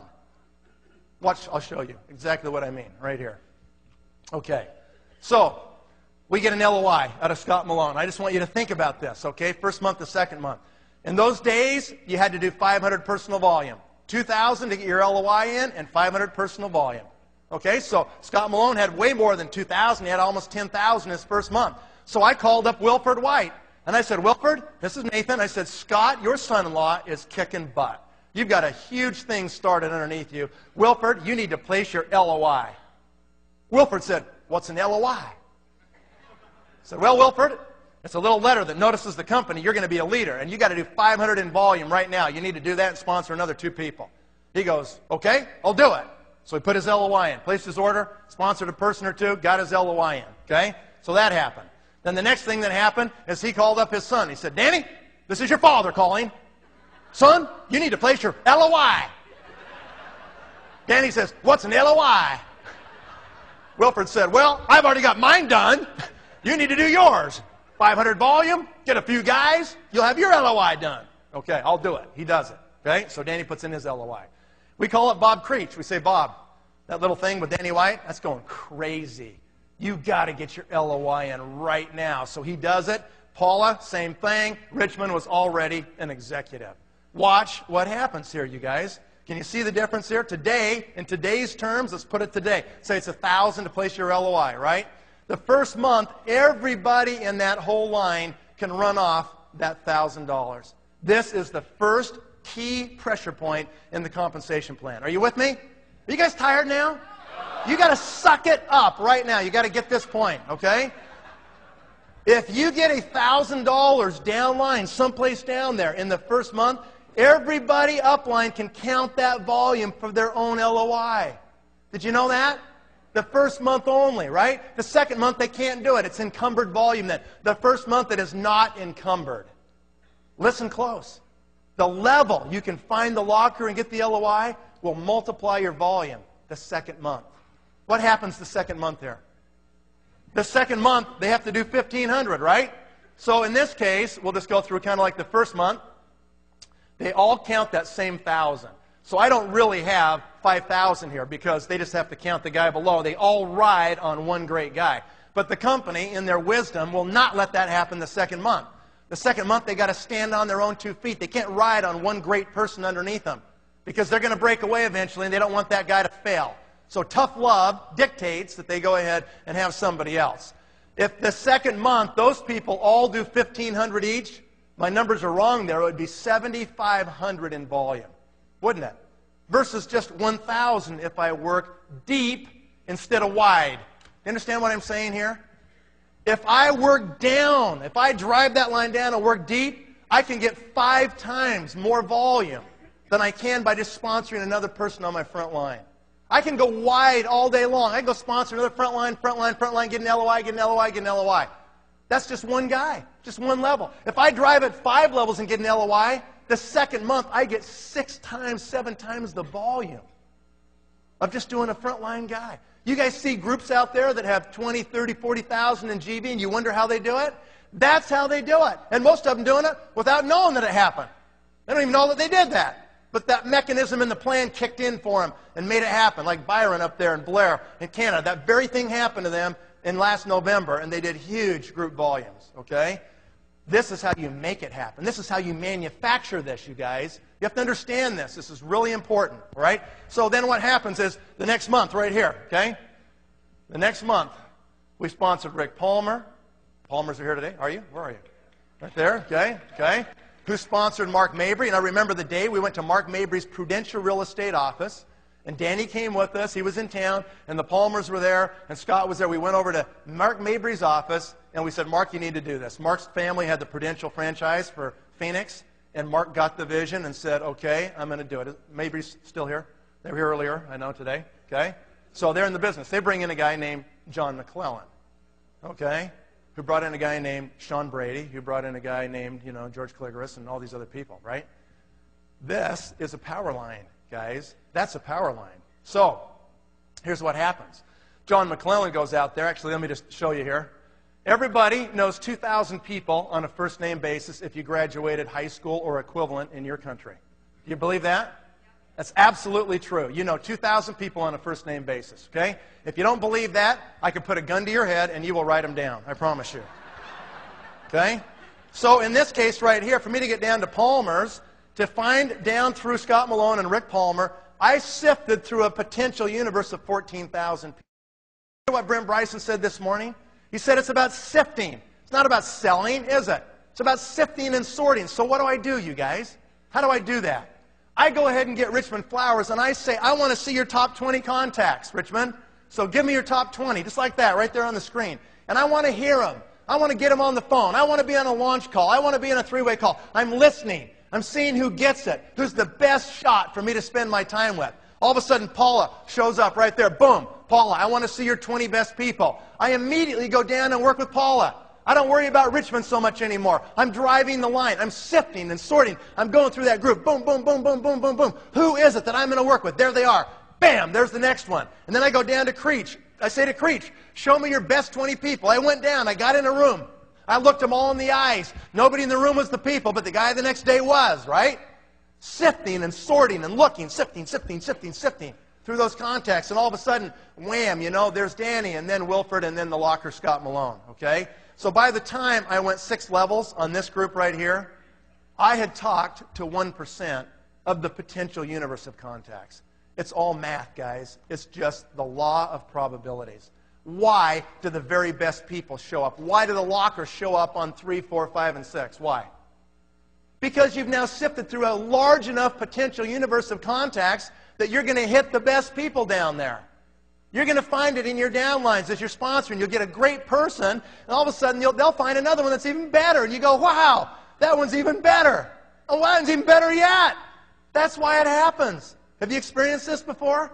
New people, you're kind of maybe going, I don't know if I understand this quite.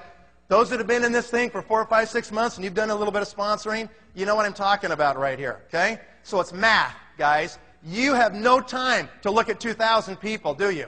Time's your enemy. A lot of you are doing this part-time, so what do you got to do? You got to get them to offer up. You've got to get them to self-select the 20 best people. What did Paige say this morning when she put up the system? What was the first thing on the system? Make a list of 100, and it said top 20 in brackets right there. You want to get them to offer up the most successful people they know and put them in there, right there, okay? So here's what happened. John McClellan, over time and pretty rapidly, became a team elite. He went out there and created 15 executives. This is the second principle you must understand about this compensation plan. If you understand this next principle, you can use it to create literally massive power legs. This is how you do it right here. McClellan becomes a team elite. Let's say Mark Mabry, all he has is John McClellan. What does that make Mark Mabry? A what? A gold executive. That's all he is. He's got one first-level breakaway called John McClellan. Is that right? But John has 15 frontline breakaways underneath him. To make the math easy for me, because I was never good at it, let's say all 15 of those groups do 10,000 each, just for simplicity's sake, okay? What's Mark Mabry thinking every month? What is wrong with Mark Mabry? He can't sleep. He is freaked out. Why?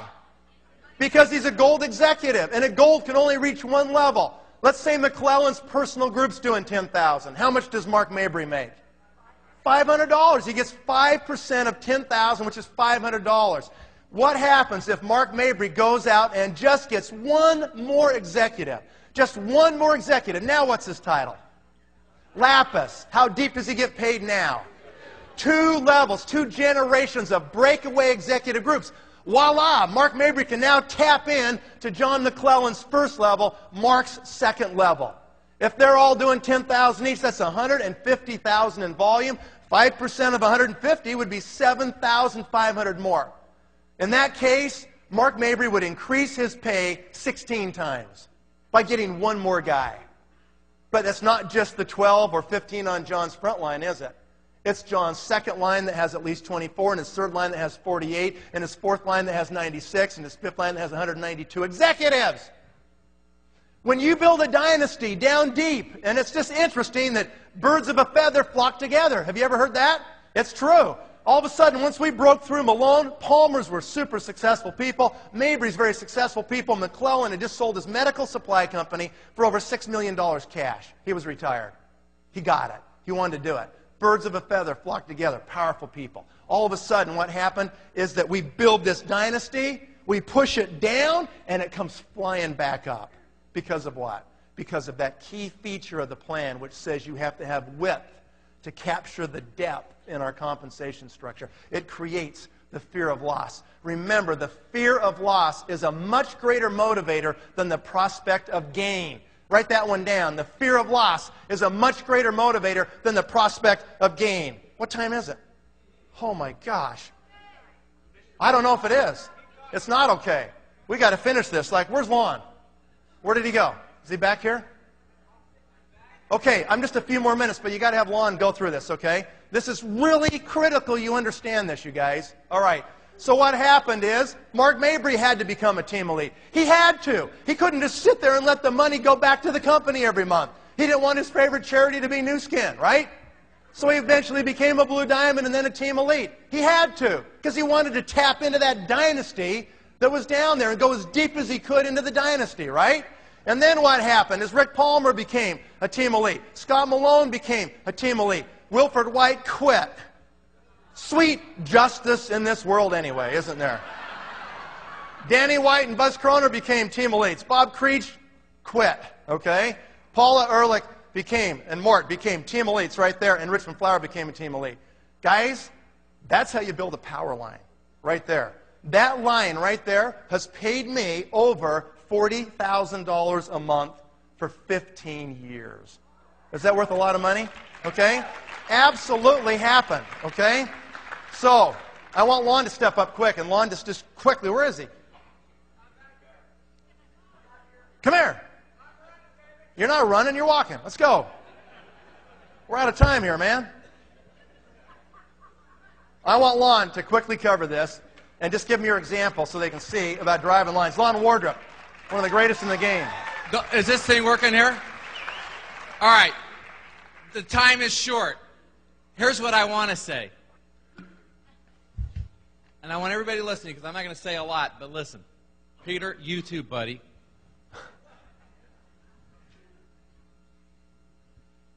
I mean, truly, at the end of the day, there's only one thing you got to do. One thing. That's it. We've heard some amazing things today. Amazing. Absolutely life-changing. A lot of you today come to us financially bankrupt, physically bankrupt, mentally bankrupt, spiritually bankrupt, socially bankrupt. And we have the components to fix every single one of those areas of your life if you just let us. And the word's let. So the question is, the only thing you got to do, first off, is decide you're going to do it. So you've got to do one thing and one thing only in this business, and that's recruit yourself.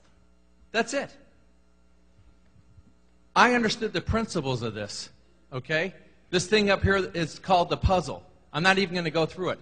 The thing I want you to understand is when I came in, I didn't know the compensation plan. We had no presentations. The company had been going backwards for 11 years. 22% negative growth in the United States in the year 2001, and I decided to do this thing. Okay? In the U.S. market, there was a lot of, with a lot of the leaders, there was a lot of non-belief system. And I didn't believe it at all. I believe this is the greatest opportunity, and I was willing to risk everything for it. I'd been retired for 6 years in another company, and a lot of people thought I brought all those people with me. I brought none, zero with me. I started cold turkey from scratch. I went back to my roots in Cheyenne, Wyoming, and talked to people that I've known since 1966 and recruited them. I recruited 15 people on my front line because I asked Nathan what's the top position in the company. And honestly, the truth is, I knew 2 positions in the company for almost 2 years. Executive and team elite, and I knew nothing about any of the other positions. That's the truth. I did not understand the compensation plan. I didn't understand much about the products. I just knew the scanner was going to change the world. And I was willing to risk my homes. I had multiple homes, risk everything because I had another cash flow coming in, realizing I could lose it all. And I want you to know there has been not one day I doubted. I have never feared once doing this business at all because I realized that we were going to change lives forever. Do you really understand that? And when you can get that in your eyes and in your heart, you got a lot of great stuff today here. Are you taking it down to here? Period. That's the end of the story. So you got to ask yourself, are you sick and tired of being bankrupt in those categories we just talked about? Are you tired of it? Because if you're not tired of it, you won't change. There is a higher source. Rely on it. Period. Okay? Drop to your knees. Rely on a higher source. Fear and faith. Who is your master? Period. Okay? The only thing I disagreed with Harv Eker today, I don't have fear. 0. None. Absolutely none. Okay? Because I absolutely believe in what I'm doing and believe in what we're doing as a group and realize that the secrets of a millionaire mind, we have the capacity in this room. Honestly, I believe there's people in this room that will be making $1 million bones a month. You will be the bank. A month and more. We haven't seen what this thing's really even all about. When we're talking $5 and $10 billion company here, I think that's a joke. When we have something to affect the world forever, we have the only thing that we have no competition. You know, even when Scott put up, here's our competition, I told him to put in a person that's in a coffin, a skeleton in the coffin, because there is none. So at the end of the day, all this stuff is great.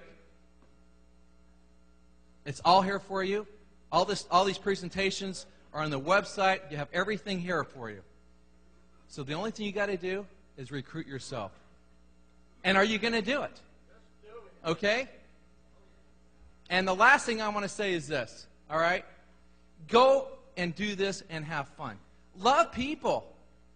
Don't take your life so serious. Enjoy your life. Have fun through this whole process. Okay? Start doing some great self-talk. You know, go to this great seminar that Harv Eker's invited you all to go to. Go listen to the tapes. You know, quit watching the TV. Quit doing all the things that screw up your life. If you want to lose weight, go get it done. If you want to have a better, mental capacity, go get it done. If your spirituality is screwed up, fix it. Okay? It's there for you. The taking's there. The opportunity is once in a lifetime. It's not.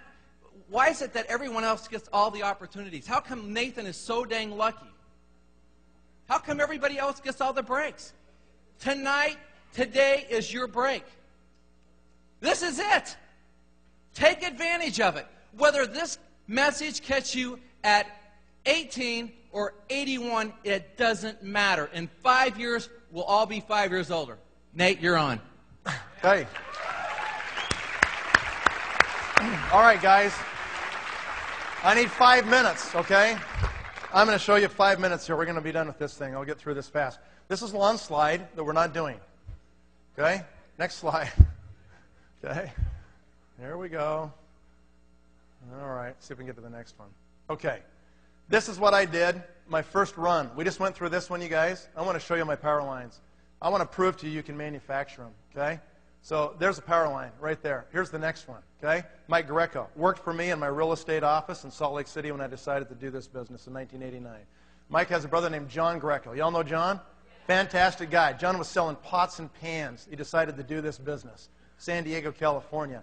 The day before, we went ahead and recruited, the day before the 1989 convention, we called Anthony Antonelli in Washington, D.C., running a management consulting company back there of his own little boutique firm, consulting companies on mergers and acquisitions. And we said, you need to get your butt on a plane and come to this convention. He did it. He came out of that convention in '89, September of '89, and he went home and shut his boutique down. And he went and did this thing full time, okay? He was the locker in that leg. I went to Washington. I went back there repeatedly. We worked together. I forgot about John and Mike. I just forgot about them. You go straight down to that locker, you guys, and you pound it, okay? Anthony did it. Darlene Shear was the first team elite in the country of Canada. He recruited her. She was 3 levels below him. She rolled all the way up to his first line, okay? James Vint, British Columbia, BC, became team elite, went out there and recruited some other Japanese team elites when Japan opened. That is the second power line. Here's another one right here, Derek Winkle. What a great guy. Started off in this industry carrying bags at the Marriott Hotel. Okay, Derek Winkle came into the business, has done a phenomenal job. Ken Belknap came into the business. The Sheranian brothers came into the business. And then they recruited the Bannisters, Peter and Carew Bannister, sitting right here on the front row, okay? Their daughter came to a piano competition in Salt Lake City, Utah. She went to the competition, and Carew showed up eventually and found out that this lady named Pam Moore had Nu Skin products in her house. Pam told him that we were going to open up in Hong Kong soon. They were living in Hong Kong. Peter was a Cathay Pacific captain flying a 747 airplane out of Hong Kong. They ended up being the locker, okay? So we started working with them. I did meetings at their home in Hong Kong. Other people helped. We had Japanese meetings in Guam and Saipan, and we started doing this whole thing, and they were the players. They had a little friend over there by the name of Michiko Graf, who married to Bruno Graf, who recruited her cousin, a guy named Katsumi Kaneko, okay?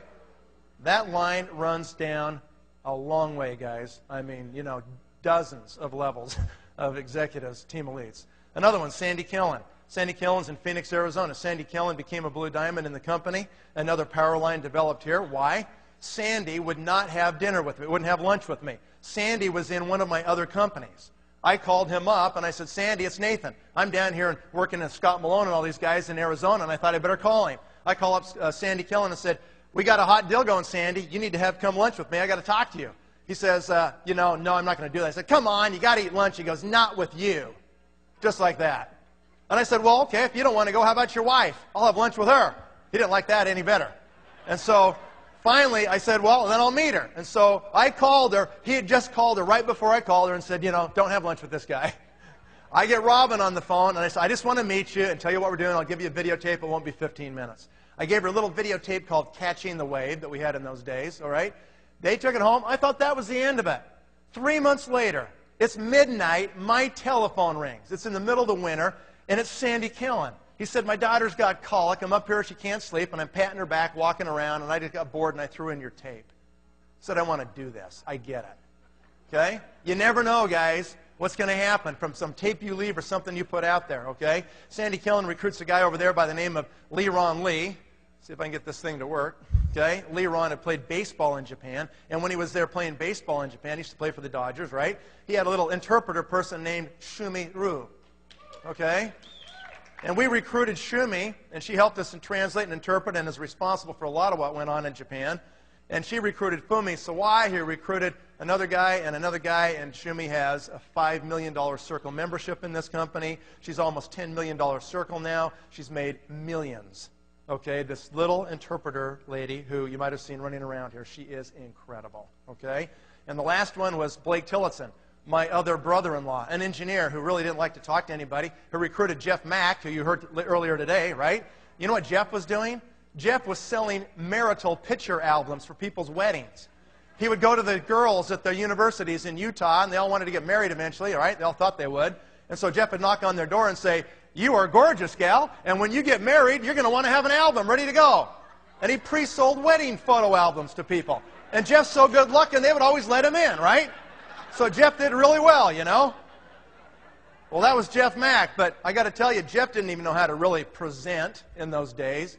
And that's what you got to be willing to do, is change. I remember one time in Clara's offices in Salt Lake City, the room we've launched a lot of these groups out of, Jeff gave the presentation, and it was a disaster. It was terrible. People were falling asleep. Craig Tillotson, my sponsor, pulled him upstairs in his office, and he just had to dress him down. I was in the room, and Jeff was sitting there, and he said, Jeff, that stunk. That was terrible. He said, you know what? You're just like, just monotone. No, it's really exciting. We got a great company. He goes, your voice doesn't even change. Doesn't even do this, man. He goes, you're terrible. He goes, you know what? You need to change your personality. I mean, he was brutal on Jeff Mack, right? And sometimes leaders have to do the hard job because you care about them more than just a little bit. You want them to change, you guys. And sometimes you need to point it out to them right to their face and say, we got to have the hard conversation. This is a problem. You've got to change this. You need to grow in this area. And Craig did it directly. And man, has Jeff Mack changed? Holy smokes. Unbelievable. He recruits Brent Bryson, who was 6 levels below him. 5 executives quit in between Brent Bryson and Jeff Mack. Okay? And look at Brent Bryson today. He makes over $100,000 a month, right? He recruited John Emerand over in Thailand, and there's other Southeast Asian team elites there. That was my first 6 or 7 years, guys. That was my first run in the company. Let me just describe this to you, okay? You can manufacture power lines. You learn these concepts I've taught you today, and all of a sudden you will realize that this business is not a lottery. It's not like, oh, well, that guy got lucky, and, that one got lucky, and that's why they made it. That has nothing to do with it. You can't manufacture them like this by luck, okay? You can build as many power lines as you want to build. This is a business. You just learn the principles and you apply them consistently. And what's going to happen to you? You can do it as many times as you want. You want to see my second run? Here we go, right here. A guy named Dan McCormick signed up 3.5 years ago. Brought in a guy named Lon Wardrop right there, right? Paige Ripple comes in, who recruits Peggy Crock right here on the front row, who recruits Peter Levy right here on the front row, and now we're waiting to see who the next one's going to be. Okay? He's sitting right there. Okay, Russ is going to take it? Good. All right, here's another one. Steve and Malin Campbell. They come into the business about 4 years ago, okay? I recruit Steve in. He says, we're going to go for it. And Steve and Malin recruit the Downings, who just were recognized as Team Elites last night on the stage in the room, who recruited Sue Baliwala, that's a diamond now, on her way to Team Elite, who recruited Kara Henderson, and now Dr. Ginny Hines and Dr. Hines. There we go. Ginny, I forget her name, actually. I should know it, huh? What is it, Scott? You remember? Okay. And Dr. Hines. Okay, thank you very much. And so this is another power line that's in the making. These are brand new, guys. These aren't fully mature yet. My check's going to still go up by another $100,000 a month as these groups that I started in the last 3 years mature. Okay? Jed Knight joins the company. Took a while. He's kind of a nephew of mine. He dodged me at all the family parties for 2 years. Finally, I got him. He brought in Ryan Fry right here on the front row, who brought in Charlie Patterson right there in the second row, right? Fantastic guys. Have you guys heard these guys go? They're incredible, aren't they? Who brought in Mike Rott? Mike's here someplace in the room, right? Who's brought in other people over in Israel, and that thing's now spreading everywhere. That is a power line, okay? And there's others. Don't be offended if your name's not here. There's actually multiple branches of Blue Diamonds off lots of these lines. I'm just giving you an example. Kenton Worthington comes into the business. Is he amazing? Kenton Worthington has more natural charisma than anybody I've ever met in my life. He is incredible. He's got a God-given gift to him, and he will be absolutely massive in this company as he continues to grow. Okay? Kari Vasi comes in the business, and he does phenomenal things. Virtually all of Hungary is underneath Kari Vasi, a new country we opened about a year ago, and it's spread now into Romania through these other people on the bottom here, and that thing is going, okay, doing tremendous volume. And finally, Greg Kageyama, who I recruited several years ago, who ended up recruiting some people in Japan, Saigusa-san, Takahashi-san, who brought in Kawamitsu-san, okay, Masami Light, and others, and that's another power line, okay? That's my second run.